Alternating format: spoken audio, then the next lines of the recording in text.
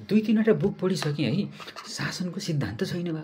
अनि यत्रो शासन प्रणाली नै छ, किताब छ, शासनकै सिद्धान्त छैन। अनि यसो विचार गरेँ, सिद्धान्त भनेको के हो त भनेर हेर्दाखेरि चाहिँ सिद्धान्त भनेको चाहिँ त्यो चिजलाई थप राम्रो कसरी बनाउने, थप प्रभावकारी कसरी बनाउने, के हुँदाखेरि चाहिँ त्यो चिज थप राम्रो हुन्छ, अझ राम्रो हुन्छ, प्रभावकारी हुन्छ भन्ने कुरा नै सिद्धान्त रहेछ।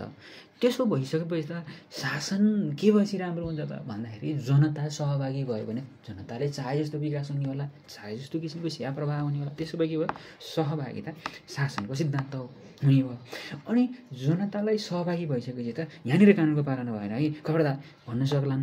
अर्थात् कानुनको परिपालना होला, अर्थात् विधिको शासन पनि शासनको सिद्धान्त भयो। अनि त्यस्तै के भन्छ भन्दा विधिको शासन गराउनु पर्यो। त्यो विधिको शासन पनि भाषै छैन भनेर थाहा पाउनलाई फेरि के हुन्छ, शासकीय व्यवस्थामा चाहिँ पारदर्शिता हुनु पर्ला। अनि पारदर्शिता पनि विधिको शासन हुने हो। पारदर्शी भएपछि त गलत कार्य गर्ने बित्तिकै त हेत्तेरी उत्तर दिनुपर्छ, जवाब दिनुपर्छ, प्रत्यार्पण भन्ने होला। अर्थात् जवाबदेहिता र उत्तरदायित्व पनि के होला, शासनको सिद्धान्त होला। यो हुँदा थप प्रभावकारी हुँदो रहेछ शासन भनिसकेपछि जवाबदेहिता र पारदर्शिता भन्ने भयो। यसरी जवाबदेही ढङ्गले काम गर्दा त कार्यकुशलता होला, प्रभावकारिता होला। अनि कार्यकुशलतम ढङ्गबाट प्रभावकारी ढङ्गबाट गऱ्यो भने त शासनले त थप प्रभावकारी हुन सक्ने भयो, थप राम्रो हुने भयो, अझ सुदृढ हुने होला। त्यसपछि कार्यकुशलता र प्रभावकारिता पनि के भयो, शासनको सिद्धान्त हुने होला। अनि कार्यकुशलतम ढङ्गबाट थप प्रभावकारी ढङ्गले गर्ने हो भनेदेखि त अनि एउटा मान्छेलाई चाहिँ राम्रो व्यवहार गर्ने, अर्कोलाई नराम्रो गर्ने, यस्तो असमान गर्ने, विभेद गर्न त भएन भने चाहिँ समानता र अविभेद पनि के भयो त भन्दाखेरि शासनका सिद्धान्त हुने भयो। यसरी समानता र अविभेद नै गर्ने हो भनेदेखि चाहिँ त्यो राज्य संयन्त्रमा पछाडि परेको जुन वर्ग समुदाय छ, त्यस्तो वर्ग समुदायलाई पनि सहभागी गराउनु पर्ने होला। सहभागिता अगाडि आइसकेको छ। समावेशिता पनि के भयो, शासनको नि सिद्धान्त भयो। समावेशिता पनि शासनको सिद्धान्त हो। अनि समावेश गरेर उसको राय बुझ्ने, उसका कुराहरू बुझ्ने, अनि निर्णय प्रक्रियामा सहभागिता गराउने, नेतृत्वमा सहभागी गराउने, सबै कुरामा सहभागी गराउने होला नि त भनिसकेपछि त के भयो, समावेशिता गराउने भनेको चाहिँ बैठकमा बसेर चाहिँ चिया खानलाई मात्रै त होइन होला। त्यसो भए के गर्नु पऱ्यो, सहमतिमा ल भन्नुहोस् के गर्ने, कसरी गर्ने भनेर कार्य सम्पादन गर्नलाई सहमतिमा आधारित निर्णय निर्माण प्रक्रिया गर्नुपर्ने होला। त्यो ढङ्गबाट निर्णय गर्नुपर्ने होला। त्यो सहमतिमा आधारित निर्णय निर्माण प्रक्रिया पनि के हुने भयो भन्दा शासनको सिद्धान्त हुने भयो।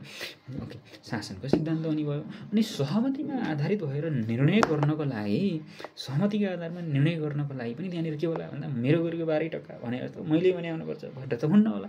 त्यसो के हुनु पऱ्यो, त्यसो भए के हुनु पऱ्यो भन्दा त्यसो भए लचक हुनुपर्ने होला। अरूको कुरो पनि ठिक हो, उहाँले भनेको कुरो पनि एकदम ठिक हो भन्नुपर्ने होला। यानि कि ग्रहणशीलता हुन्छ, लचकता र ग्रहणशीलता हुन्छ। र यस्तो लचक र ग्रहणशील पनि कुन हदसम्म हुने भन्दाखेरि दुईवटा चिजले अलाउड गरेको अवस्थामा सकिएला।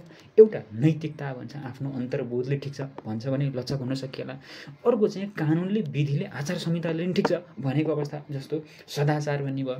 र यसरी नैतिकता र सदाचार पनि के भयो, शासनका सिद्धान्त भयो। यो हुँदाखेरि चाहिँ के भन्छ, शासकीय क्रियाकलापहरू थप प्रभावकारी हुन्छन्, शासकीय गतिविधिहरू थप सुव्यवस्थित हुन्छन् भनिसकेपछि अनि नैतिकता र सदाचार भन्ने भयो। नैतिकवान र सदाचार हुने हो भने त संविधान र कानुनले केन्द्रमा रहेको शक्ति चाहिँ तल्लो तहमा दे भनेर भनिसकेको छ। त्यो दिनुपर्ने होला नि त। यानि कि विकेन्द्रीकरणका कुराहरू आए, विकेन्द्रीकरण हुनुपर्ने भयो। अनि विकेन्द्रीकरण भने के, जनताको नजिकबाट सेवा प्रवाह गर्ने हो। त्यो जनताको नजिकबाट सेवा प्रवाह गर्ने, सेवा प्रदाय वा नीति निर्माण गर्ने राजनीतिक व्यक्ति नै त्यहीँका जनताले छनौट गर्न पाउने। अर्थात् केमा पर्यो, नागरिक तथा राजनीतिक अधिकारमा पर्यो। अर्थात् आधारभूत मानव अधिकार भयो। त्यो फेरि आधारभूत मानव अधिकारको सम्मान पनि के भयो, शासनको सिद्धान्त भयो। त्यसपछि यसो हेर्दै जाँदाखेरि अब यो मानव अधिकारको पनि सम्मान भएको छ भनेदेखि त्यस्तो किसिमको शासकीय व्यवस्था दिगो हुनसक्छ, त्यस्तो हुनसक्ने भयो भने अर्कोतर्फ त्यस्तो व्यवस्थामा भएका कार्य सम्पादनहरू दिगो लामो समयसम्म हेरेर दूरकालको परिस्थितिलाई समेत हेरेर गरेका कार्य सम्पादन गरिन्छ, त्यो शासन थप प्रभावकारी हुने होला। त यसरी दिगोपना पनि के भयो त भन्दा शासनकै सिद्धान्त हुने भयो। र यस्तै सोच्दै जाँदाखेरि त सृजनशीलता, सामाजिक न्याय, त्यसपछि गएर व्यावसायिकता, पूर्वानुमानी योग्यता, वस्तुगतता, अरूको धर्म संस्कृतिलाई पनि मान्यता दिने भन्ने चाहिँ बहुलवाद भन्ने आदि सम्पूर्ण कुराहरू चाहिँ के भयो भन्दा शासनका सिद्धान्त हो। यसरी सोच्ने हो भनेदेखि त सबै कुरो मिल्छ क्या जस्तो लाग्छ। तर सबैमा यसरी सिद्धान्तहरू त आउँदैनन्। कतिपय विषयहरू टेक्निकल हुन्छ।